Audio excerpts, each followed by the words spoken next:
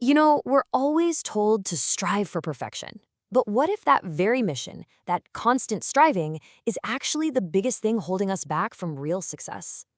Today, we're diving into a really fascinating idea, the perfectionism paradox, and how the quest for perfect might be stopping us from ever getting to done.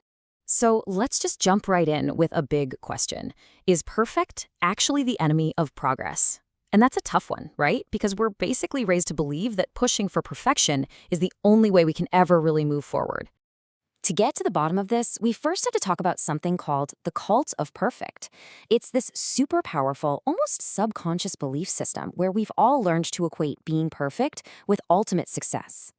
The way our source material puts it is as the relentless pursuit of an elusive ideal. And let's be honest, that sounds pretty noble, doesn't it?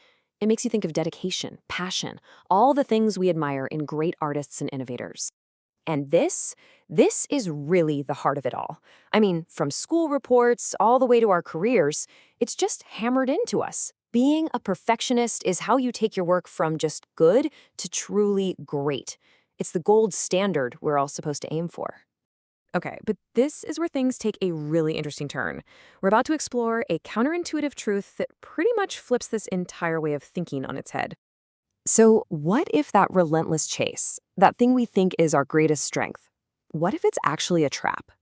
This is the core argument we're digging into, that our cultural obsession with perfection has a hidden and very real dark side.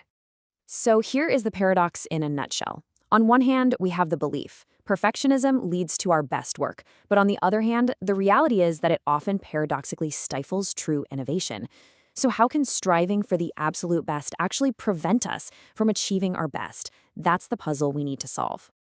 Okay, so this leads us right to the engine behind this whole paradox, a concept called the good enough loop.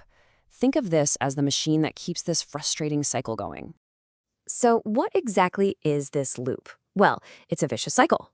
You chase this impossible, perfect version of something, so you delay and you delay because it's not quite right. Then the pressure builds up, a deadline hits, and you're forced to just release a good enough version anyway.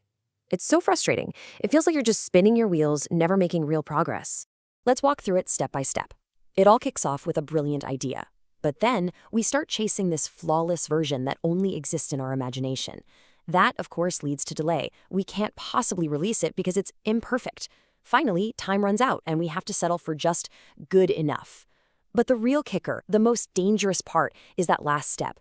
We do it all over again, trapping our own great ideas time and time again. All right, so what's the actual price we pay for being stuck in this cycle? That brings us to section 4, the price of perfection. What are we really losing here? Well, the costs are huge, actually. So many valuable ideas that could genuinely make a difference, they just get stuck, never seeing the light of day. It's like we're building our own little prisons with self-imposed rules that stop us from moving forward. The end result is that real innovation gets smothered, and all our forward momentum just grinds to a halt. Plain and simple, we get stuck.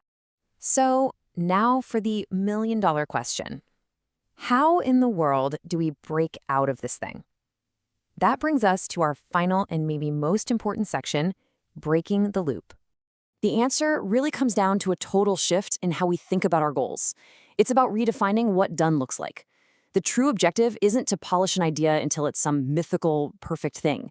The real win is getting your valuable ideas out there into the world, letting them live and breathe and have an impact, even if they're not perfect. At the end of the day, here's the bottom line.